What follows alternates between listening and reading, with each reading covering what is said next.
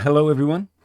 Here we are in Excel and we're looking at a window schedule. Now very often part of our team that are not maybe Revit users are in fact reviewing the design. And here we can see that we have sill heights and we have some inconsistencies. This is 1,000. This is 890 reviewing here. Yeah, so we have some inconsistencies and these need to be fixed. So, of course, here in Excel, we could certainly copy this all down and make a few more changes here as well.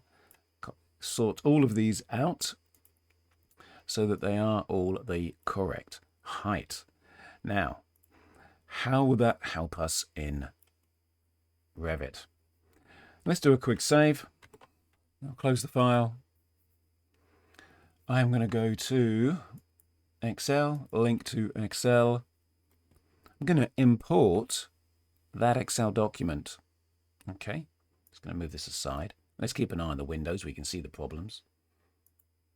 Import. And there's a review opportunity here, and it's highlighting those elements that are changing. I'm going to go OK. Import successful.